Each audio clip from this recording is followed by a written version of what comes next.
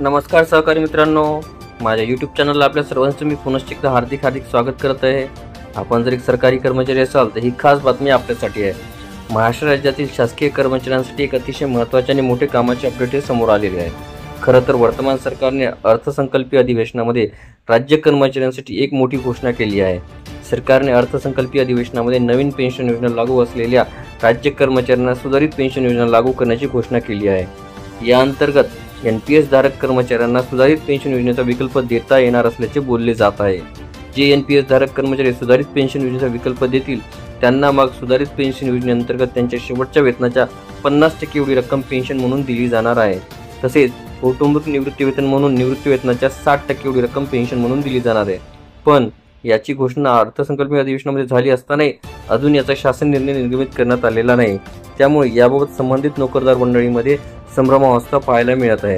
याचा जीआर केव्हा जारी होणार हा मोठा सवाल कर्मचाऱ्यांच्या माध्यमातून उपस्थित केला जातोय। खरे तर सध्या लोकसभा निवडणुकीच्या पार्श्वभूमीवर सर्वत्र निवडणुकीची रणधुमाळी पाहायला मिळत आहे।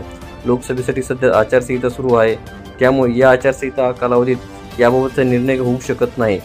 तसेच या निवडणुका झाल्यानंतर लगेचच 3 ते 4 महिन्यांनी विधानसभेच्या निवडणुका होणार आहेत। दरम्यान याच विधानसभा निवडणुकांपूर्वी वर्तमान सरकार सुधारित पेन्शन योजना लागू करण्याबाबतचा शासन निर्णय जारी करू शकते असे म्हटले जात आहे। राज्य कर्मचाऱ्यांच्या सुधारित पेन्शन योजना जर लागू झाली तर त्यांचे सेवानिवृत्तीचे वय देखील वाढवले जाऊ शकते, असं एका मीडियाने रिपोर्टमध्ये सांगितलं आहे। सध्या राज्य कर्मचाऱ्यांचे सेवानिवृत्तीचे वय 58 वर्ष एवढे आहे। केंद्रीय कर्मचाऱ्यांचे सेवानिवृत्तीचे वय पाहिले तर ते 60 वर्ष आहे। विशेष म्हणजे देशातील इतरही अन्य राज्यांमधील राज्य कर्मचाऱ्यांचे सेवानिवृत्तीचे वय 60 वर्ष एवढे आहे। यामुळे राज्यातील राज्य कर्मचाऱ्यांचे सेवानिवृत्तीचे वय आणखी 2 वर्षांनी वाढवले गेले पाहिजे अशी मागणी कर्मचाऱ्यांनी लावून धरली आहे। विशेष बाब ही अशी आहे की वर्तमान सरकार या मागणीवर सकारात्मक आहे। स्वतः मुख्यमंत्री यांनी याबाबत सकारात्मक असा निर्णय घेतला जाईल अशी ग्वाही दिली आहे। त्यामुळे विधानसभा निवडणुकीच्या पूर्वीच राज्य कर्मचाऱ्यांचे सेवानिवृत्तीचे वय 2 वर्षांनी वाढवले जाऊ शकते असा दावा एका मीडिया रिपोर्टमध्ये केला जाऊ शकतो।